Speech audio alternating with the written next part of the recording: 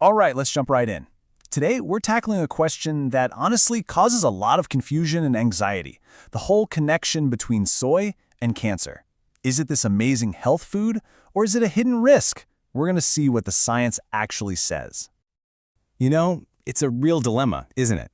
On one side, you have soy foods like tofu and soy milk being praised as super healthy. But then, on the other side, there's this nagging worry about these compounds in soy called phytoestrogens and what they could mean for hormone-sensitive cancers. It's left so many patients and survivors just wondering what to do. So to cut through all that noise, let's start with the big picture. We're going to look at what the large-scale, comprehensive scientific research shows when you put all the pieces of the puzzle together.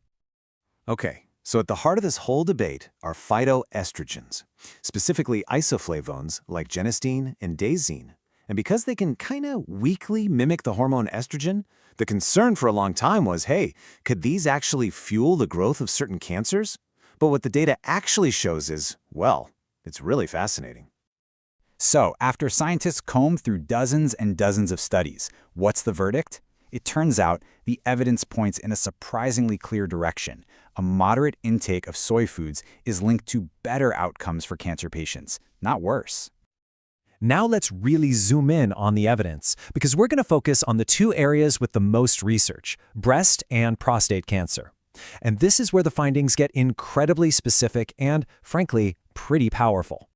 Let's just start with this number right here, 26%.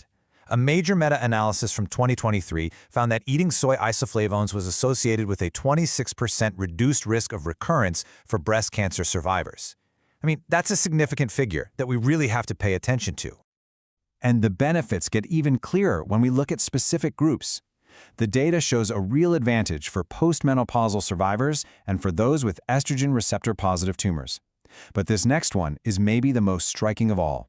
For postmenopausal women on tamoxifen, the group that ate the most soy saw a staggering 60% reduction in recurrence compared to those who ate the least. 60%! And get this, the impact isn't just limited to early-stage disease. The research also found a 42% increase in relative survival for patients with more advanced stage 3 and stage 4 breast cancer. That just shows you how significant these benefits can be across the board. So, the evidence for breast cancer is just incredibly robust. But what about prostate cancer? Well, while the research here is a bit newer, it's all pointing in a very promising direction. We've got several studies suggesting that soy isoflavones might have a protective effect, especially by helping to modulate PSA levels and slow down the rate of PSA increase, which is a key marker for disease progression. Okay, so this all leads to the most practical question, right? The one you're probably asking right now. How much soy are we actually talking about? Let's get into the nitty-gritty of the dosages that the research says are most effective. And what's really cool is the science is actually pretty precise on this. For improving overall survival, the sweet spot seems to be around 20 to 40 milligrams of isoflavones a day. Now, to get the greatest reduction in recurrence risk, that number goes up to about 60 milligrams per day. And, importantly, the data suggests these benefits are strongest when you keep that intake going for at least a year. Okay, I know what you're thinking. Milligrams? What does that actually look like on my plate? Well, it's simpler than it sounds. One serving of a whole soy food, think a cup of soy milk or about 85 grams of tofu, has roughly 25 milligrams of isoflavones. So to hit those optimal ranges we just talked about, we're really just talking about 1 to 3 servings of these foods a day. It's way more achievable than you might think. Now, as with any scientific topic, context is absolutely everything. The details matter. So before we wrap up, it's really important to cover a few caveats and considerations that the research points out. Okay, a few key things to keep in mind. First, thyroid function. Some studies suggest soy could potentially reduce it, so that's just something to be aware of and monitor with your doctor. Second, it's a food-first approach. The benefits we're talking about are clearly linked to whole soy foods, not necessarily highly processed supplements. Third, a lot of the early data came from Asian populations, but newer studies are confirming these same benefits across all kinds of diverse groups. And finally, and I'm going to repeat this because it's so important, researchers found zero evidence that soy interferes with the effectiveness of hormone therapies like tamoxifen. So what do you do with all of this information? The whole point of this explainer isn't to give you a prescription, but to get you ready, to empower you for your next conversation with your own medical team.